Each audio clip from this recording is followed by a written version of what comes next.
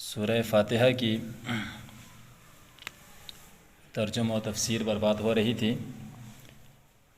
شروع کی 3 آیات پر تفصیلاً بات ہوئی ہے، جس میں ہم اپنے پروردگار کے سامنے اس کی تعریف کرنے کے لیے کھڑے ہوتے ہیں۔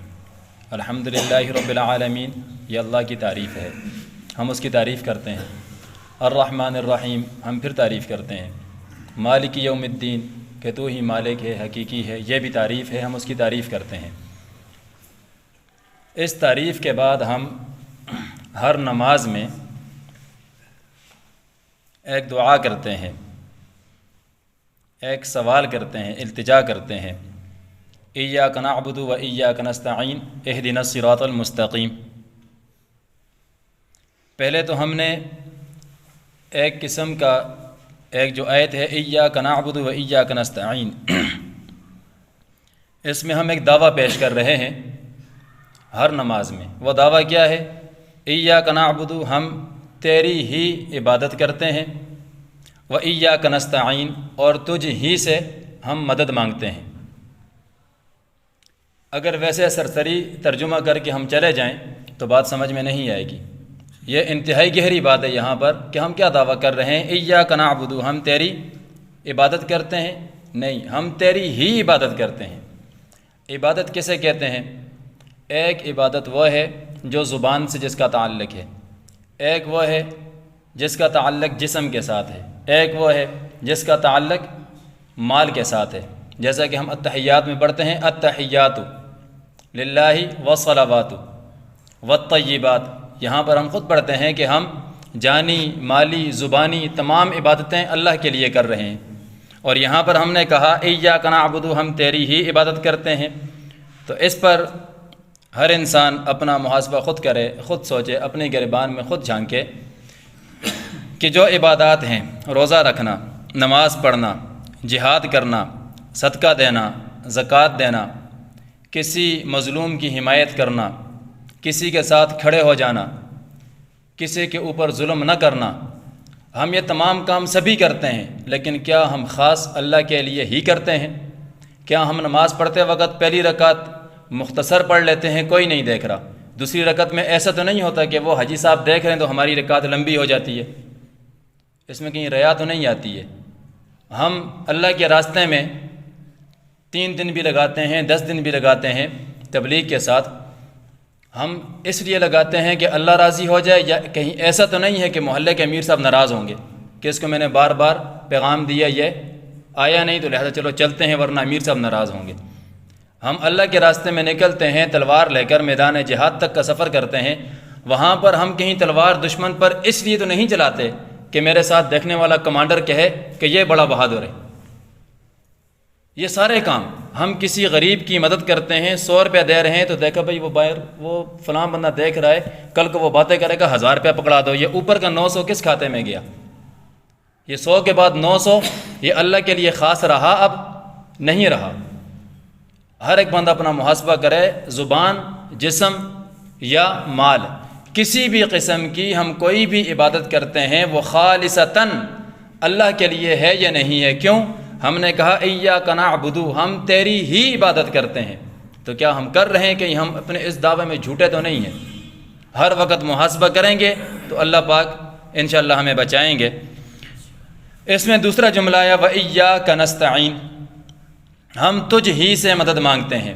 یہاں پر ہو جاتی ہے گڑبڑ تھوڑی سی اس چیز کو سمجھنے میں، اور پھر ایک دوسرے کے خلاف عجیب عجیب دلائل پیش کیے جاتے ہیں، حالانکہ مسئلہ اتنا مشکل نہیں ہے۔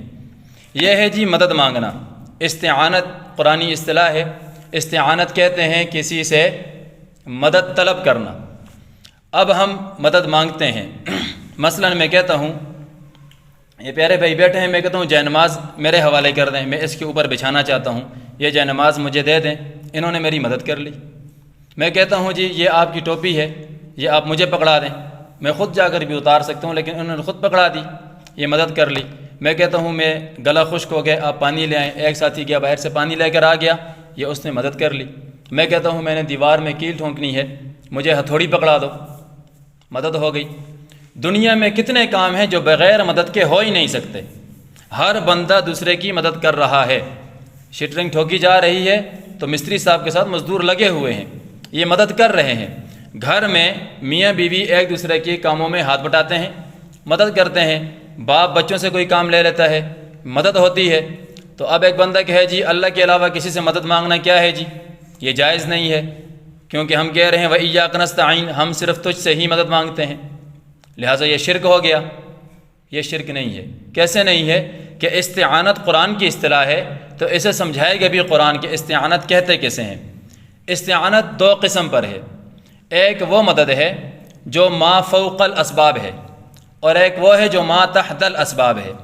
ما تحت الاسباب مطلب وہ کام جو انسان کر سکتا ہے، انسان کر سکتا ہے، اس کام میں اس سے مدد مانگنا یہ جائز ہے۔ اب انسان پانی نہیں پلا سکتا دوسرے کو، پلا سکتا ہے۔ انسان تپائیاں نہیں اٹھا سکتا ہے۔ انسان کپڑے نہیں بنا سکتا ہے۔ یہ وہ کام ہے جو انسان کر سکتا ہے۔ جو کام اس کے کرنے کے ہیں ان کاموں میں اس سے مدد مانگنا یہ جائز ہے۔ اس کو اچھی طرح سمجھ لیں، جو کام انسان کر سکتا ہے اس کام میں اس سے مدد مانگنا یہ جائز ہے۔ اسے کہتے ہیں ما تحت الاسباب۔ یہ وہ کام ہے جو انسان کے کرنے کے ہیں۔ دوسرا ہے ما فوق الاسباب، وہ کام ہے جو انسان نہیں کر سکتا۔ ایسے کام میں اس سے مدد مانگنا یا عقیدہ بنانا کہ یہ کام اس نے کیا ہے جو کہ وہ کر نہیں سکتا ہے، اسے کہتے ہیں یہ جائز نہیں ہے۔ کیوں؟ کہ یہ ما فوق الاسباب ہیں۔ مثلا بارش برسانا، یہ کوئی بھی انسان نہیں برسا سکتا ہے۔ کسی کی جان لے لینا، یہ کوئی بھی انسان روح قبض نہیں کر سکتا ہے۔ کسی کو رزق دینا، یہ اللہ کے کام ہے، اس کے علاوہ کوئی نہیں کر سکتا ہے۔ ٹھیک ہے، کسی کے رزق کا انتظام کرنا۔ پھر اسی طرح سے سمندر کے جو پانی ہے اس کو بالکل خشک کر دینا، یہ انسان کی بس کی بات نہیں ہے، لیکن اللہ چاہے تو سارے سمندر خشک ہو سکتے ہیں کہ نہیں؟ ہو سکتے ہیں۔ آسمان کے اوپر چاند اور سورج کو نکالنا، یہ کہنا کہ بھئی فلاں بندہ نکالتا ہے یا نکال سکتا ہے، ایسا کہنا جائز نہیں ہے۔ کیوں؟ یہ انسان کے بس کی بات ہی نہیں ہے۔ تو ایسے کام میں اس سے مدد بھی نہیں مانگنی ہے۔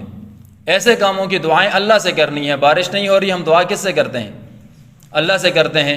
ہم سب مل کر اپنے گاؤں یا محلے یا شہر کے کسی ایم این اے یا ایم پی اے کے پاس نہیں جاتے، کسی بزرگ کے پاس نہیں جاتے، بلکہ ہم ڈائریکٹ اللہ سے دعا کرتے ہیں یا اللہ تو بارش برسا۔ کیوں؟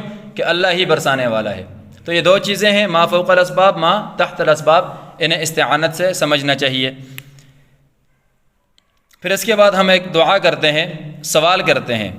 پہلے ہم نے اللہ کی تعریف کی، اس کے بعد ہم نے اپنا تعلق بتایا کہ ہمارا تعلق اللہ کے ساتھ کیا ہے۔ تعریف یہ ہے کہ ہم اسی کو پروردگار مانتے ہیں، اسی کی تعریفیں کرتے ہیں، اسی کو الہ مانتے ہیں، اسی کو معبود مانتے ہیں، اسی کو عبادت کے لائق مانتے ہیں، اسی کو رازق مانتے ہیں، اسی کو خالق مانتے ہیں۔ یہ تمام تعریفیں کرنے کے بعد ہم کہتے ہیں کہ ہم کون ہیں؟ ہم کوئی غیر نہیں ہیں، ہم تیری عبادت کرنے والے اور تجھ سے ہی مدد مانگنے والے۔ یہ ہمارا تعلق یہاں پر واضح ہو گیا۔ پھر اس کے بعد ہم اگلی ایک بات کرتے ہیں، اہدنا الصراط المستقیم، دکھلا دے ہمیں سیدھا راستہ۔ اہدنا، ہمیں ہدایت کر، الصراط راستہ، المستقیم سیدھا، اہدنا الصراط المستقیم، ہمیں سیدھا راستہ دکھا۔ پھر اس کے بعد ہم آگے کہتے ہیں صراط الذین انعمت علیہم، ان لوگوں کا راستہ جن پر تو نے انعام کیا ہے، ان لوگوں کا راستہ جن پر تو نے انعام کیا ہے۔ غیر المغضوب علیہم ولا الضالین، نہ کہ ان لوگوں کا راستہ جن پر تیرا غضب ہے، تیرا غصہ ہے۔ اس پر انشاءاللہ کل بات ہوگی۔ جو پڑھا سنا اللہ پاک اس پر عمل کرنے کی توفیق نصیب فرمائے۔ وآخر دعوانا ان الحمد للہ رب العالمین۔